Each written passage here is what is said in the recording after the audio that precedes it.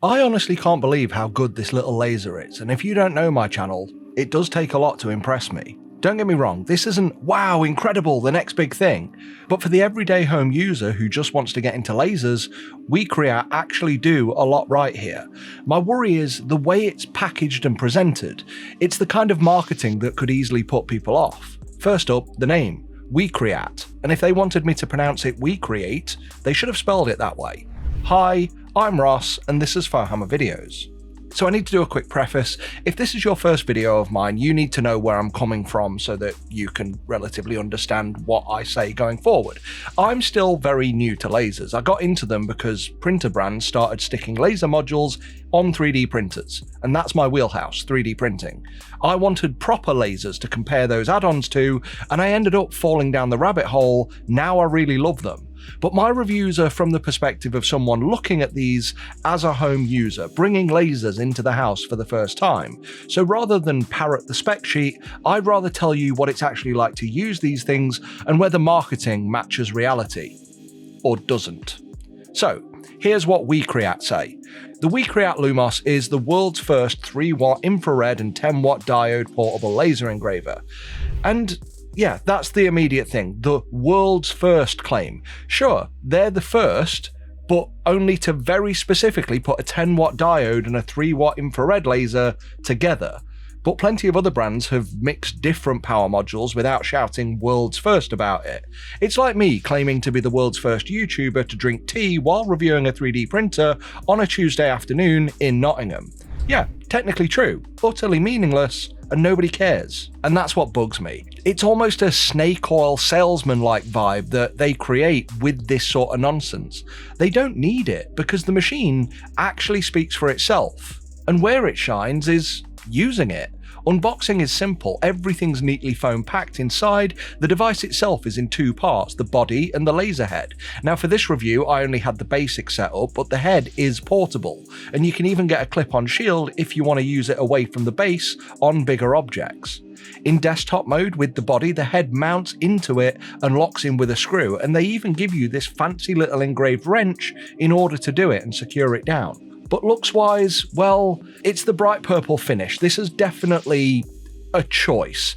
I think it's going to put off a lot of people who'd prefer something that actually looks like professional kit.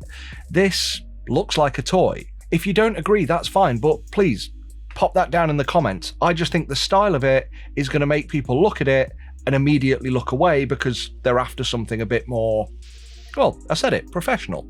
Anyway, moving on, ports are all tucked around the back, power and USB to connect it to a computer. And on the back right edge, you've got connections for the slider extension and rotary tool, neither of which I actually had to test in this review. Controls are minimal, it's got a rotary dial for moving the head up and down, and an autofocus button that you hold and that sets the distance. On the top handle is a start, stop, pause button that you need to operate jobs. It's also got a sliding front cover, which should block beam scatter. But here's a concern I have, because I'm quite safety conscious with these things, and I don't want to get in trouble because somebody blinded themselves. This has no safety certifications listed anywhere. It doesn't have a Class 1 rating, which would indicate that it's safe to use under normal operating situations. So by omission of that Class 1 claim, I'm going to assume that this is a Class 4 device, which means it isn't optically safe by default. You absolutely need proper safety glasses with this, and either a smoke filter or vent your fumes outside. I've got a whole video on safety, I'm not going to go over it here, but I just wanted to highlight this because these omissions raise more red flags than most other lasers I've tested. And it does have some protections built in. It's got flame detection, which genuinely works. It actually paused some of my jobs mid-run. And it also cuts off if you lift the cover mid-job. The problem is if you hit the start button whilst the cover's already open, yeah, it'll just happily fire a laser beam straight onto the surface, which can then reflect into your eyeballs. It doesn't prevent you from starting a job when the cover's open. And I find that concerning. It's definitely something that you need to be consciously aware of before operating this machine. Also, there's no emergency stop button. That's also a concern, but I suppose you can just yank out the power lead in lieu of it. I'd still prefer to see an emergency stop. Going inside, the centre of the base is removable. You can swap between a flat plate or an included cutting bed. There's also a fan and a hose out the back which you need to attach, and that hose either needs to go out a window, out a vent, or into a filter system. WeCreat do make their own filter units, but I didn't get one with this review. But yeah, that's the machine. There's some dodgy marketing here. The colour and the name of the brand make it look cheap when it's actually pretty decent, and there are some real safety oversights. And I'm going to bring it up again, I am struggling with the purple toy-like design, but usability is where this little thing shines. Connection options are USB or Wi-Fi, and this isn't just some rubbish peer-to-peer system where you have to connect the laser directly to your phone, cutting the internet from your phone. This actually connects direct to your home Wi-Fi network, so you can reach it properly at any time. That needs shouting about because it's quite rare in this price bracket. That said, the iOS app was a dead loss for me. I couldn't get it to connect at all. On PC though, once I plugged it in via USB, I could set up Wi-Fi in their app, and from there it was smooth wireless sailing.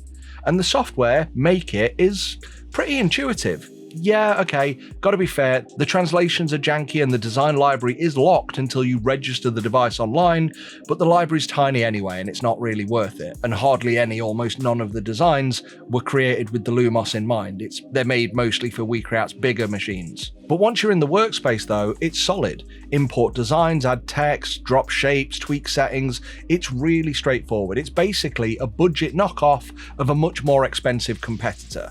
You probably know who I mean, I've reviewed their lasers before, but this is cheaper, much cheaper, and it works. However, support is another story, and it's on par with what I'd expect from a brand with this level of presentation. When I first started it, I tried to use the camera for previews, and it was blurry. I contacted support, and they instantly assumed it was a hardware issue and offered to send me a replacement. But it turns out all I needed to do was run the calibration routine, which is part of the software, and it was a WeCreat community member who pointed me to it. Problem solved. But yeah, the support is basic at best, and there's no real user guides on setting this machine up. I like to avoid them anyway because I want to see how intuitive it is, but even when I went looking, I couldn't find any guides on what might be wrong with this camera. And that's quite common with these sorts of devices that we're getting from overseas. A lot of brands do just kind of make them and go, there you go, and leave it to the community to sort out all the quirks. We've had it loads in 3D printing, and it's only now that 3D printing brands are taking things seriously and offering user guides and setup routines and support for the average home user. Moving back to usability though, this is genuinely a machine you can get results with fast, from nothing to engraving in hours, and you can do some semi-advanced jobs within days. Just remember, safety glasses and ventilation are non-negotiable, and it does have some limits. The work area is 116 by 116 millimeters, which is pretty small, and you'll also notice some darker spots in the corners when you're actually in the app, and these are the areas where cuts are going to struggle because the further you are from the center, the more power you lose in the laser beam because it has to travel a further distance. And the camera overlay. This is more of a guide than precise alignment. Weirdly, the corners are quite accurate, but the center isn't. It's normally directly below the camera that's accurate, and in this case that camera's at the front of the laser head towards the cover, and then the further you get from it, the less accurate it is. But here, the corners were accurate, the center wasn't. And this isn't an issue unique to this brand. I haven't seen anybody nail this yet, even the most expensive ones. So again, this is a guide, not gospel. But then we move on to colour engraving. I've been really excited to try this. Their website shows these gorgeous, rich gradients on stainless steel, and in reality, I could not replicate it, and I ran out of material trying to get this to work. The best I managed was a faint blue sheen and some yellowing through to black. So if you're looking at their rainbow marketing shots, this probably can do it with their marketed Beam Focus 2.0 technology that seems to be able to simulate pulses, usually only available on more powerful fiber lasers. But yeah, personally, I couldn't get the nuance of it across multiple tests, and I've only managed to see it working in other people's reviews, so that's on me. I've got some work to do.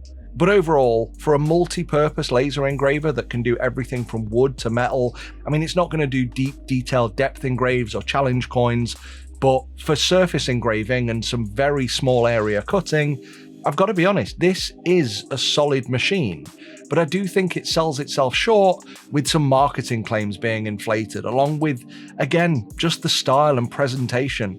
Please go and check out the website yourself. Am I wrong? But I think this is quite off-putting to far more people than it really should be. They do come across like a cheap knockoff toy-like product, when in actual fact, it's not a toy. Yeah, the other elements are still true. It is cheaper and it takes a lot of liberties from what other brands have delivered, but I've got to be fair, it does the job. It's easy to use and the community has been absolutely fantastic, even better than the brand's own support.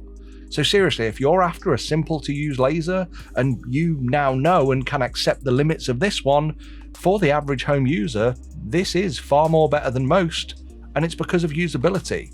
I turned my nose up at it based on its looks alone, so I was genuinely happily surprised to find out how well it performed and how simple it was to operate. And if you do consider getting one and this video has been helpful, I'll put an affiliate link in the description and I hope you'll consider using that. I'll make a commission on the sale, it's at no cost to you, it's totally optional, but it's how I fund the channel. And if you think I'm just saying positive things about this one because I get a commission on all the things I review. Go and check out some of my other laser reviews. I'm not afraid to say what I think. In this case, yeah, I think it's good. Cheap, looks daft, but it is good. I want to finish by saying thanks for watching, with a huge thanks going to our members who are on screen now. Please consider joining them for early access, your name in the credits, Discord roles, and exclusive videos. Until next time, Nox. Fohammer out.